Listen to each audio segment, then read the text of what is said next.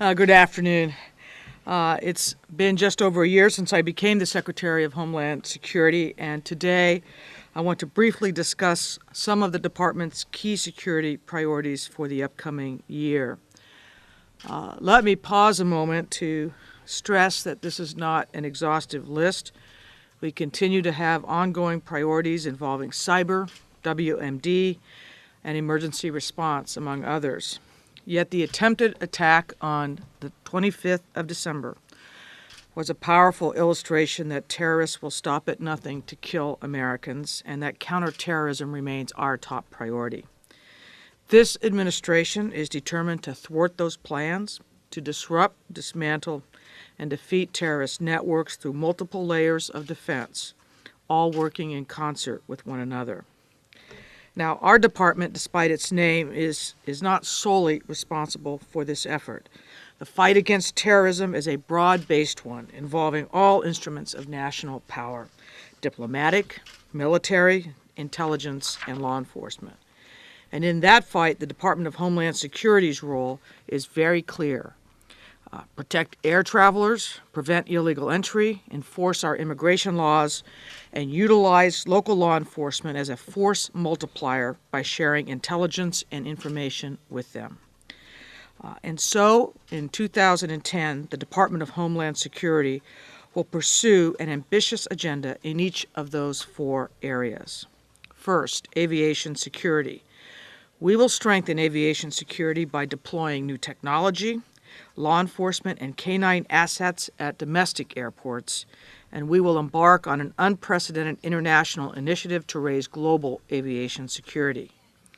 Now, let me spend a minute discussing this international initiative, because while the Department of Homeland Security does not screen passengers at overseas airports, we must ultimately assume responsibility for the security of flights entering the United States.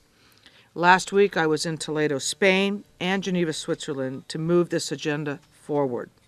I met with foreign ministers, international aviation officials, and representatives from some of the world's largest airlines to talk about how we can collectively strengthen aviation security. In Spain, I met with foreign counterparts from across Europe at the invitation of my Spanish colleague, Interior Minister Alfredo Rubalcaba. It was a rare invitation for a United States official to join these EU working ministerial meetings. And there were four broad areas of discussion: information sharing, passenger vetting, technology, international standards.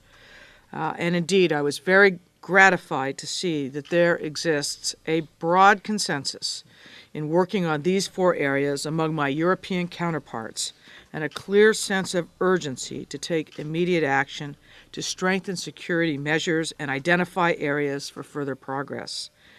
As evidence of this, we signed a joint declaration affirming the commitment to advance initiatives on these and other areas. The gathering in Spain was the first in what will be a series of regional meetings around the globe, facilitated by the International Civil Aviation Organization, ICAO, the United Nations body that supervises global aviation standards. Last week, I was also pleased to find a similarly strong consensus in Geneva, where I met with representatives from more than 20 airlines that are part of the International Air Transport Association and with officials from ICAO. The private sector's role in aviation security cannot be overstated. I stress the importance of working to improve international security standards and heard a strong response and a commitment to work toward common approaches to aviation security. I believe we have an important opportunity right now, right in front of us, to strengthen a system that has for half a century served as an extraordinary engine for progress and prosperity in the United States and for countries around the world. But that system has its weak links, and we must address them without delay.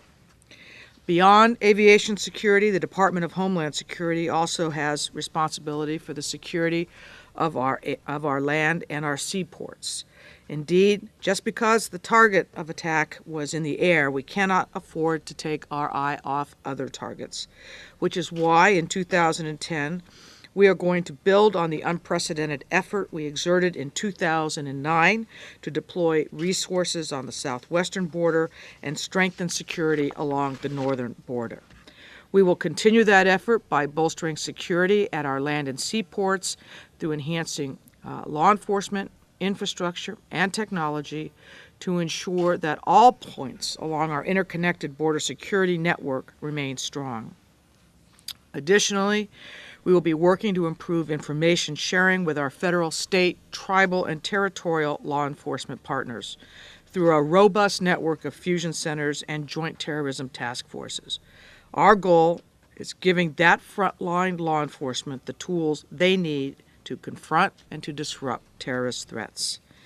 And finally, we will be working with the Congress to address changes we can make to our nation's immigration laws, because we will never have fully effective national security so long as millions of people remain in the shadows in our country. Look for announcements on each of these 4 areas in the weeks ahead.